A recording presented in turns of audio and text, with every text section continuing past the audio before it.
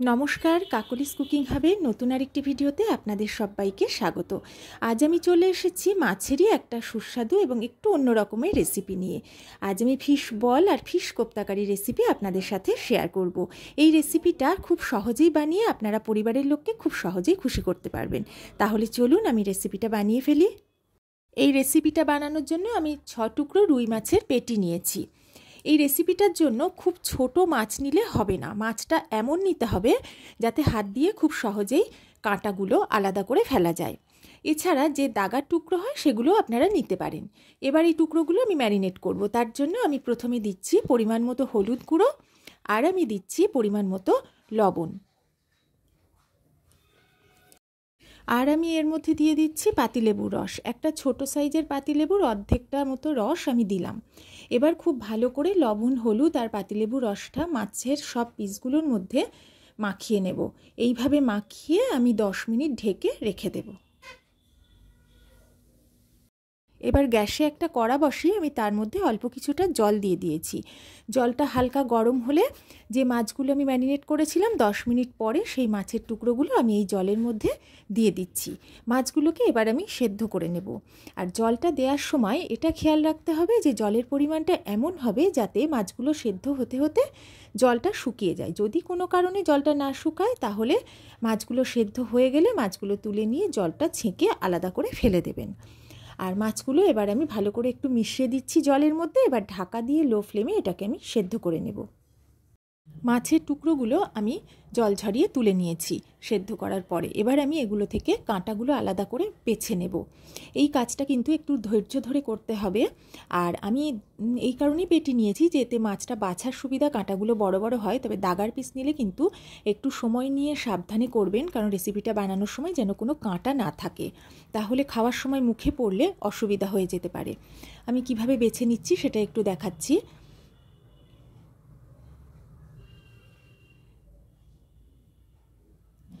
সব মাছের টুকরোগুলো আমি বেছে মাছটা আলাদা করেছি, কাঁটাগুলো আলাদা করেছি, আর দেখুন আমি তেল আর ছালগুলো আলাদা করেছি। এগুলো কিন্তু একদম দেয়া যাবে না, তাই এগুলো পুরো বাদ দিতে হবে। একটা প্লেটের মধ্যে আমি মাছটা পুরোটা নিয়ে নিলাম। এবার আমি এর মধ্যে অ্যাড করে দিচ্ছি 1 চা চামচ জিরে গুঁড়ো, 1 চা চামচ ধনিয়া গুঁড়ো, হাফ চা চামচ হলুদ গুঁড়ো, দিচ্ছি স্বাদ মতো লবণ। আমি কিন্তু সেদ্ধ করার সময় লবণ দিয়েছিলাম, সেটা বুঝে অ্যাড করবেন। দিলাম 1 চা চামচ কাশ্মীরি লঙ্কার গুঁড়ো, হাফ চা চামচ রসুন বাটা, 2 চা চামচ দিচ্ছি পেঁয়াজ বাটা, আর দিচ্ছি হাফ চা চামচের একটু বেশি আদা বাটা, হাফ চা চামচ কাঁচা লঙ্কা বাটা। ঝালটা অবশ্যই আপনারা আপনাদের স্বাদ মতো ব্যবহার করবেন। আর দিচ্ছি একটা বড় সাইজের আলু সেদ্ধ করে ভালো করে ম্যাশ করে আমি এর মধ্যে মেশালাম। এটা কিন্তু বাইন্ডিংয়ের জন্য দিলাম। দিচ্ছি 1/4 চা চামচ চিনি, আর দিচ্ছি 2 চা চামচ বেসন। প্রথমে এটা অ্যাড করলাম, পরে লাগলে আরও একটু দেব, প্রথমে বেশি দেওয়ার দরকার নেই। এবার আমি এটাকে হাত দিয়ে খুব ভালো করে মেখে নেব। এই মাখাটা কিন্তু খুব ভালো করে করতে হবে। আর আমি বাটা মশলা এই কারণেই ব্যবহার করি যাতে এর মধ্যে কোনো রকম দানা বা শক্ত অংশ না থাকে, কারণ ভাজার সময় তাহলে ফেটে যেতে পারে। এইভাবে মেখে যদি মনে করেন বেসন লাগবে তাহলে আর একটু বেসন এতে দিয়ে দেবেন। দেখুন আমি খুব ভালো করে মেখে নিয়েছি। আমি আর 1 চামচ বেসন এতে অ্যাড করেছিলাম। এবারে আমি মিশ্রণটা থেকে অল্প অল্প অংশ নিয়ে ছোট ছোট বলের আকারে বানিয়ে নেব। এটা আপনারা চ্যাপ্টাও বানাতে পারেন, লম্বাটেও বানাতে পারেন। আর আমি কিন্তু এমনি হাতেই এটা বানাচ্ছি, হাতে কিন্তু তেলও লাগাচ্ছি না, হাতে লেগেও যাচ্ছে না, তাই এটা বানাতে কোনো রকম অসুবিধাই হবে না। যারা পুরনো বন্ধু সব সময়ের জন্য আমার পাশে আছে তাদের সবাইকে আমার অনেক অনেক ভালোবাসা। আর যারা নতুন প্রথম আমার চ্যানেলে এসে আমার ভিডিও দেখছেন তাদের আমার ভিডিও যদি ভালো লাগে তাহলে অবশ্যই আমার চ্যানেলটা সাবস্ক্রাইব করে আমার পাশে থাকবেন। আর পাশে থাকা বেল আইকন আর অল অপশানটা কিন্তু সিলেক্ট করে দেবেন, তাহলে আমার নতুন ভিডিও নোটিফিকেশান সহজেই আপনাদের কাছে পৌঁছে যাবে। একইভাবে সব কোপ্তাগুলো আমি বানিয়ে নিয়েছি। এবার এইগুলোকে আমি ভেজে ফেলবো।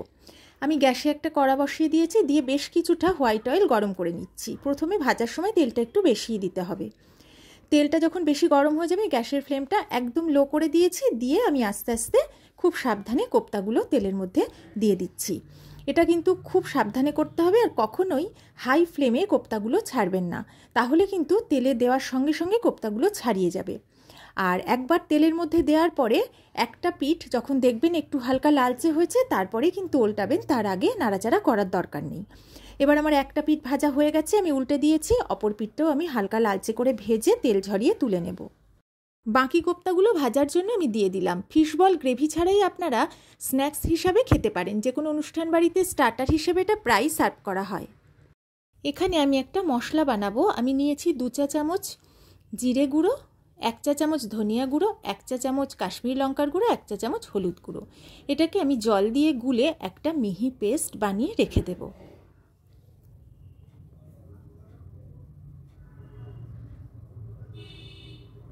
আর নিয়েছি 1 টেবিল চামচ কিশমিশ, 1 টেবিল চামচ কাজু বাদাম। এই দুটোর আমি একসাথে একটা পেস্ট বানিয়ে রাখবো। সব কোপ্তাগুলো আমি ভেজে নিয়েছি। কোপ্তাগুলো আপনারা ডুবো তেলেও ভাজতে পারেন, কিন্তু যেহেতু তেল বেশি খাওয়া ভালো না, তাই আমি একটু কম তেল ব্যবহার করেছি। ভাজা তেলটা পুরোটাই ঢেলে নিয়েছি, নিয়ে এতে পরিমাণ মতো সর্ষের তেল আমি দিয়েছি। এটা আমি সর্ষের তেলেই রান্না করব।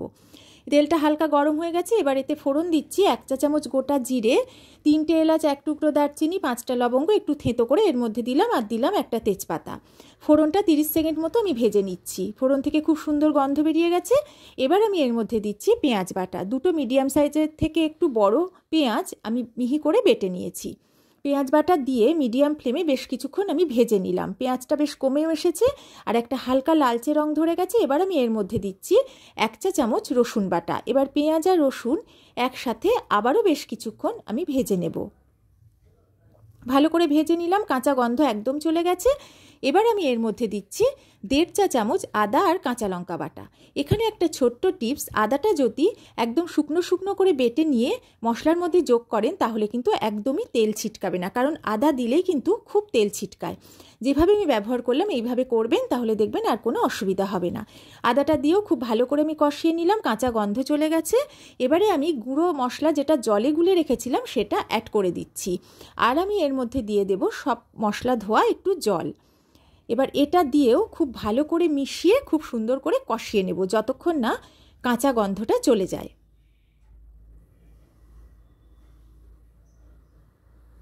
খুব ভালো করে কষিয়ে নিয়েছি, কড়া থেকে প্রায় ছেড়ে ছেড়ে উঠে যাচ্ছে। এবার আমি এর মধ্যে দিচ্ছি টমেটো বাটা। একটা বড় সাইজের টমেটো আমি মিহি করে পেস্ট করে রেখেছিলাম, সেটা দিয়ে দিলাম। এবার এটা দিয়েও খুব ভালো করে আমি এবার কিছুক্ষণ কষিয়ে নেব। মশলাটা খুব ভালো করে কষা হয়ে গেছে। এবার আমি এর মধ্যে দিচ্ছি কাজু আর কিশমিশ বাটা। এটা দিয়েও খুব ভালো করে কষাতে হবে, আর সমানে নাড়তে হবে, কাজু বাটা দেওয়ার জন্য তলায় লেগে যেতে পারে। তারপরে আমি যোগ করে দিচ্ছি স্বাদ মতো লবণ আর 1/2 চা চামচ চিনি। লবণ, মিষ্টি আর ঝালটা অবশ্যই আপনারা আপনাদের স্বাদ মতো ব্যবহার করবেন। এবার বেশ কিছুক্ষণ সময় নিয়ে আমি এটাকে কষিয়ে নিচ্ছি। কষানোটা হয়ে গেছে, কড়ার থেকে একদম ছেড়ে উঠে যাচ্ছে, আর কষানোর কোনো দরকার নেই। এবার আমি এর মধ্যে দিয়ে দিচ্ছি পরিমাণ মতো গরম জল। জলটা খুব বেশি দেব না, কারণ এটা গ্রেভি করব, এটা কিন্তু ঝোল একেবারেই হবে না। জলটা দেওয়ার পরে মিশিয়ে নিয়ে আমি এটাকে বেশ কিছুক্ষণ ফুটিয়ে নেব। প্রায় 2 মিনিট মতো আমি মিডিয়াম ফ্লেমে ফুটিয়ে নিয়েছি। এবার আমি একটু নেড়েচেড়ে মিশিয়ে গ্যাসের ফ্লেমটা লো করে দিয়ে দিচ্ছি 1 টেবিল চামচ পরিমাণ কাসুরি মেথি। এটাকে আমি প্রথমে ড্রাই রোস্ট করে নিয়ে হাতে একটু গুঁড়ো করে নিয়েছি। এবার এটাকেও আমি একটু মিশিয়ে নিয়ে তারপরে 30 সেকেন্ড মতো একটু নেড়ে নিলাম। তারপর এতে দিচ্ছি 2 টেবিল চামচ পরিমাণ ফ্রেশ ক্রিম।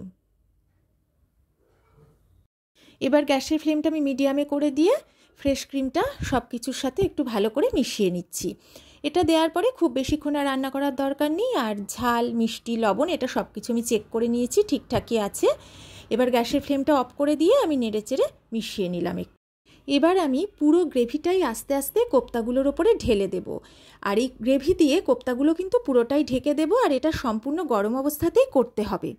বাড়িতে যদি মাছ কম থাকে তাহলে এইভাবে সহজেই মাছের কোপ্তা বানিয়ে লাঞ্চে বা ডিনারে খুব সুস্বাদু আর একদম নতুন ধরনের একটা পদ পরিবেশন করতে পারবেন। সম্পূর্ণ গ্রেভিটাই আমি কোপ্তাগুলোর ওপর ভালো করে ছড়িয়ে দিয়েছি। এবার উপর থেকে আমি একটু ফ্রেশ ক্রিম ছড়িয়ে দিচ্ছি, আর আমি এর উপর ছড়িয়ে দেবো অল্প একটু কাসুরি মেথি।